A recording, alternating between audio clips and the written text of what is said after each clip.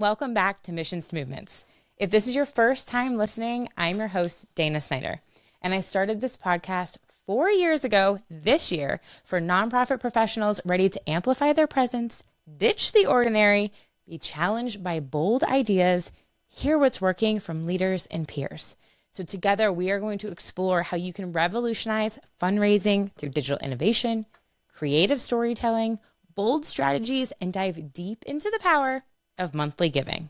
We are going to build sustainable revenue together while fostering lasting donor relationships. You'll also learn how to elevate your personal brand, thought leadership, to stand out in this social good space. Create unique, impactful partnerships that truly amplify your mission and expand your reach. So, to kick off the year, I wanted to bring in some insights from a recent LinkedIn article I shared on my 2026 monthly giving predictions. What we've learned from GivingTuesday. What have we learned from the subscription economy? So in this past year, if you have listened to anything I've talked about, this is going to kind of be like a kickstart to the new year. So I want to ground us in really talking about signals, because before something becomes a quote unquote trend, it usually shows up quietly in behavior, in data, in patterns across different sectors at the same time. And so over the past year, I have been watching these two worlds very closely: the subscription economy and what monthly giving looks like inside our world of the nonprofit sector. Because here's the fact: donors don't stop being consumers when they give, right? They bring the same expectations, psychology with them. And right now, both of these worlds are pointing to the same truth. We have entered the retention era. So, signal number one for us is the subscription economy is maturing. So let's start outside the nonprofit world for a moment. Recurly is an incredible platform that tracks a ton of subscription data. And in their 2025 State of Subscriptions report, they analyzed 67 million subscribers. And what they found was striking. Subscriber acquisition rates dropped, and I mean significantly dropped, over the last few years. It's not a blip. That's not a structural shift. But here's what mattered the most during this time. The subscription companies didn't really seem to panic. They responded by not shouting louder at chasing growth at all costs. They matured their model, and it looks like they asked, if it's harder to get new people in the door, how do we keep the right people longer? And the answer wasn't around pressure.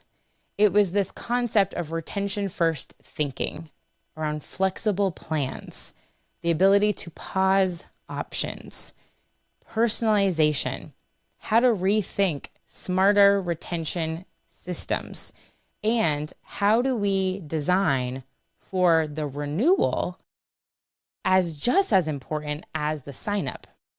And I think that mindset shift is so important because they weren't trying to squeeze the most out of people. It was truly about building trust. Okay, and so we always think about acquisition, but how do we think about retention in the forefront? Signal number two that came up: GivingTuesday is no longer just a one-day spike. Zooming back into our world, for a very long time, GivingTuesday has been treated as this one-day fundraising moment. It's a spike, it's a surge, it's a big volume play, and it is, but this 2025 data tells us a much more interesting story.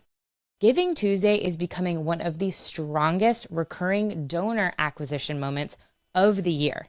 Across multiple platforms, across multiple partners, I have seen this. We are seeing overall higher conversion rates for recurring giving. We're seeing higher average gifts with recurring than usual. And we're seeing much, much stronger mobile behavior, which has been expected as the rise of forms being easier to use on mobile phones, and a significant growth in recurring signups. These donors aren't just casually browsing, they're deciding. And these high intent moments, like a GivingTuesday, are exactly where these habits are being formed. And what's especially telling is that GivingTuesday gifts grew dramatically year over year, even when we've seen a pretty consistent one-time giving remaining relatively flat. I don't think that's a coincidence. I think that's behavior. And then signal number 3 is that recurring donors are proving their resilience. If you have looked at this in your own organization and across the sector, when you stack nonprofit benchmark data on top of this, the story is so clear. One-time donor retention continues to struggle. Recurring donor retention remains strong. I don't need to say the numbers. We know them. They're high, 80+%. Monthly donors over 5, they just stay longer. They are giving more over time. And what they're truly doing is they are providing predictability in uncertain moments, and that is power.